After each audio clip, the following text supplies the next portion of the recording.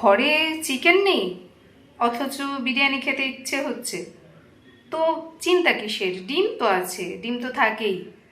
ডিম আলু তো সবার ঘরেই থাকে। তো একবার এইভাবে এগ বিরিয়ানি বানিয়ে নিন, দুর্দান্ত স্বাদ হয়। চিকেন বিরিয়ানির মতনই স্বাদ হয়, খুব একটা তরিতফাত কিছু হয় না।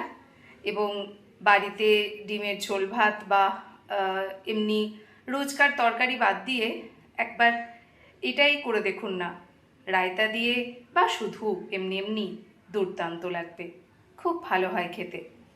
তো চলুন দেখিয়ে দিই কীভাবে বানালাম এগ বিরিয়ানি। এগ বিরিয়ানি করতে আমাদের লাগছে সিদ্ধ ডিম, সেটা 1 চামচ তেলে অল্প একটু হলুদ আর লবণ দিয়ে ভেজে নিয়েছি। আলু সিদ্ধ করে 1 চামচ তেল দিয়ে একটু হলুদ দিয়ে একটু লবণ দিয়ে ভেজে নিয়েছি। আর এই বাটাটার মধ্যে আছে পেঁয়াজ, আদা, রসুন, টমেটো, কাঁচা লঙ্কা বাটা। আর লাগছে টক দই, আর ভাত লাগছে। ভাতটা 80% মতো আমি বাসমতি চালের ভাত করে নিয়েছি। আর এই হোমমেড বিরিয়ানি মশলা যেটা আমি করে রেখেছিলাম, সেই মশলাটা লাগছে। আমি কি কি দিয়েছি বিরিয়ানি মশলায় ডেসক্রিপশন বক্সে আমি দিয়ে দেব। তো শুরু করা যাক রান্নাটা। আমি কড়াটা বসিয়ে নিয়েছি, এর মধ্যে দেব 2 চামচ মতো তেল।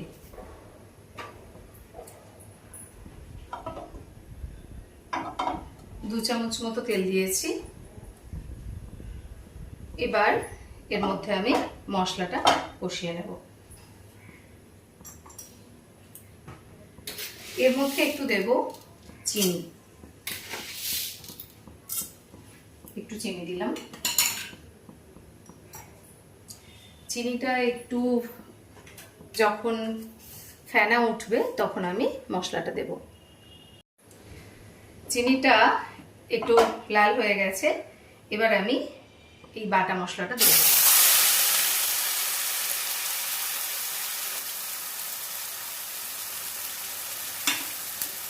এর মধ্যে আছে পেঁয়াজ বাটা, পেঁয়াজ আছে 3টে, রসুন আছে 1টা, টমেটো আছে ছোট্ট 2টো, আর কাঁচা লঙ্কা 4টে মতো আছে, আর আদা আছে 1 ইঞ্চি মতো।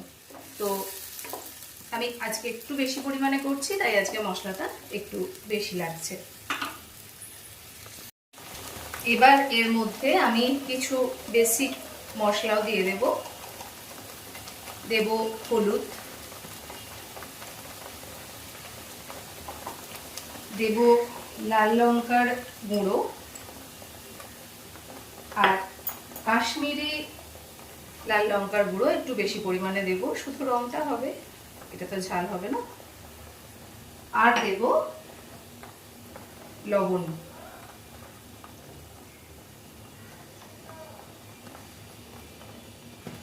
এবার এটাকে আমি কষাবো। এর মধ্যে আমি ধনে জিরে গুঁড়ো দেবো না, কারণ বিরিয়ানি মশলার মধ্যে অলরেডি আছে সেটা, সেই কারণে ধনে জিরে গুঁড়ো এতে দেওয়ার কোনো দরকার নেই। এটা একটু কষিয়ে নেব। প্রায় 3-4 মিনিট মতো কষিয়ে আমি এখানে দিয়ে দেব টক দইটা। টক দইটা দেওয়ার সময় বা টক দইটা নাড়ার সময় একেবারেই আঁচটা বাড়ানো যাবে না, একটু ভালো করে মিশিয়ে নিয়ে নিতে হবে। আঁচটা কমানো আছে, এবার একটু মিডিয়ামে আঁচটা করে দিলাম। এবার এই মশলাটা একটু কষাবো। প্রায় মিনিট 10 কষানোর পর মশলাটা একদম শুকনো হয়ে এসছে।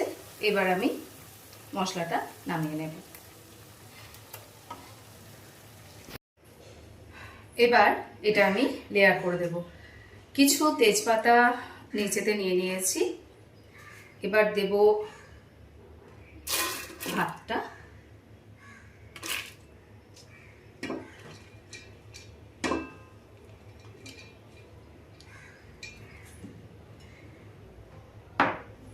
এরপরে দেব এই যে মশলাটা ভাজলাম সেই মশলাটা একটু ছিটিয়ে দিয়ে দেবো এইভাবে।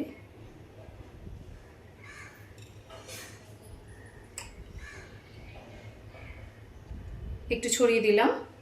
এবারে দেব কয়েকটা ডিম, আর দেব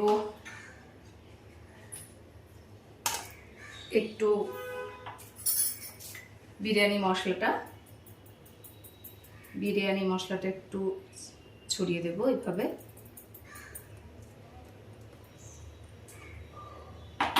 আর দেব একটু সামান্য লবণ আর সামান্য একটু চিনি।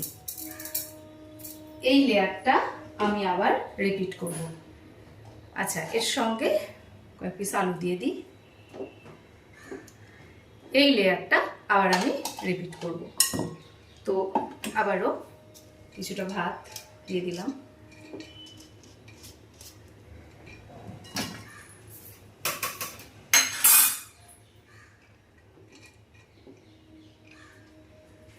এবং আবারও দেব সেই ভাজা মশলাটা, যেটা পেঁয়াজ আদা রসুনটা ছিল, সেই মশলাটা।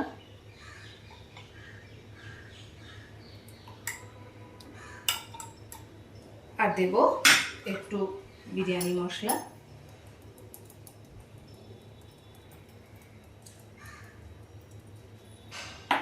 আর সামান্য একটু লবণ আর অল্প পরিমাণে চিনি। এই লেয়ারটা আরেকবার রিপিট করব। আমার রিপিটেশনগুলো কমপ্লিট হয়ে গেছে। তো 3টে লেয়ার আমি করেছি। এবার আমি সামান্য 1 চামচ মতো একটু ঘি উপরে ছড়িয়ে দিলাম, আর একটু দিলাম, আর 1 চামচ মতো, 2 চামচ মতো ঘি একটু উপরে দিয়ে দিলাম। এবার এটা স্টিমে হবে। আর একটু সামান্য গোলাপ জল, এটা অপশনাল, ইচ্ছা হলে দেবেন, না ইচ্ছা হলে দেওয়ার কোনো দরকার নেই। ব্যাস, এবার আমি কি করব, এবার এটা একটা তাওয়ার উপরে রাখবো। একটা তাওয়ার উপরে রেখে এটা এবার স্টিমে হতে দেব। এবং এই মুখটা আমি একটা লবঙ্গ দিয়ে এই মুখটা আটকে দেব। আমি একটা তাওয়ার উপরে বসিয়ে নিয়েছি। এবার এটা স্টিমে হোক, তারপরে মিনিট 10 পরে আমি ঢাকাটা খুলে দেখিয়ে দেব। প্রায় 15 মিনিট স্টিমে রাখার পর এবার দেখে নেব কি অবস্থায় আছে। তো আমাদের হয়ে গেছে বিরিয়ানিটা। এবার আমরা সার্ভ করে দেব। একদম ছাড়া ছাড়া সুন্দর হয়েছে। এবার এটা আমরা সার্ভ করে দেখিয়ে দিচ্ছি। আমরা সার্ভ করে দিয়েছি এগ বিরিয়ানি। চিকেন বিরিয়ানির মতনই টেস্ট হয়, খুব একটা টেস্টের তরিতফাত কিছু হয় না, যেহেতু বিরিয়ানি মশলা থাকে, বাকি মশলাগুলো তো একই থাকে, তো খুব একটা টেস্টের তরিতফাত হয় না। তো সার্ভ করে দিয়েছি এগ বিরিয়ানি। একবার বানিয়ে ফেলুন না, খুবই তো সহজ। তো আজকের মতো এই পর্যন্তই। আবার অন্য কোনো দিন অন্য কোনো রান্না নিয়ে। টাটা।